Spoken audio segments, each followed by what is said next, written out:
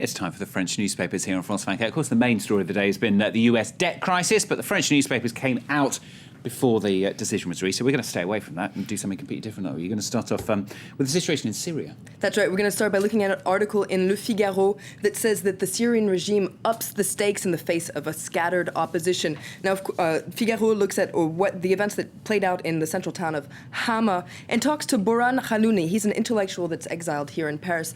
And he says that though Bashar al-Assad is more and more isolated on the international scene, the repression is strengthening. And though the opposition is stronger than ever, the regime isn't backing down. And according to Boran Khalouni, he says that the demonstrators have written a page of Syrian history in their blood, and that now they just really can't turn back. So it's the situation of really loggerheads between the regime and the opposition. And he says that there's chances of instability for many months to come, and actually the risk of a civil war. And he says that the month of Ramadan, which starts today, is only going to flame this kind of violence. So a very pessimistic view for Syria in the days to come.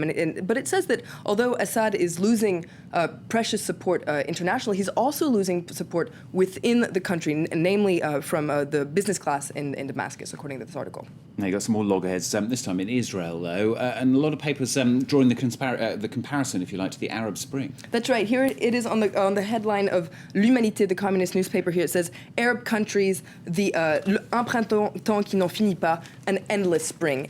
So it's interesting, in the L'Humanité actually has its editorial dedicated to this. It says that the Arab summer has taken over from an Arab Spring, and that this has spread, this kind of revolt movement has spread to an unlikely neighbor, that being Israel. And it says that though Israel was initially suspicious of the changes going on around it at first, now young Israelis are starting to rise up, and we've been looking at this morning. They're fighting against social injustice and the lack of what they call good living conditions, namely the cost of living.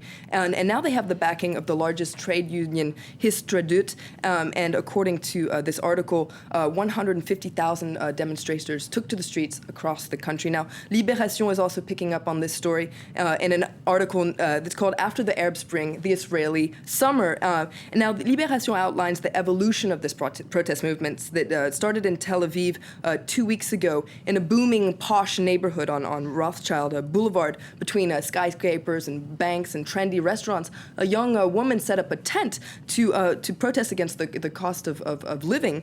And it started out timidly, and within a couple of weeks, it spread via social networking sites.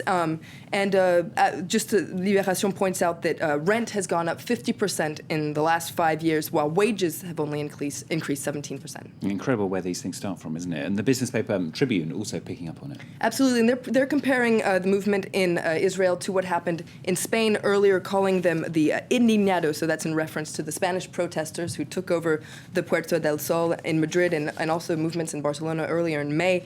It says that Israel is being swept up in an unprecedented wave of social dissent, and it's already putting pressure on Benjamin Netanyahu, the prime minister, and it's gotten him to promise more social housing. Now, a lot of the papers are still talking about these comments by the former far-right leader here, JeanMarie Le Pen. Absolutely. It's a big embarrassment for Marine Le Pen, who's the current leader of the National Front. Her father, Jean-Marie, over the weekend took to the website of the Front National and made some comments that where he called the Oslo massacre an accident that was caused by the naivety of Norway, caused by what he calls a pleasant little country which has not grasped the dangers of massive immigration. Now, this, of course, drew massive criticism, mainly from the left. Now, it's interesting to note that Marine Le Pen has come out saying that she initially condemned the Oslo attacks. But some analysts say that the Le Pen's father and daughter are mainly playing good cop, bad cop to try and get the most votes in the lead up to the 2012 presidential election. All right, Florence Formolo, good to hear your views this morning and flick through the French newspapers for us. Here on France 24, stay with us.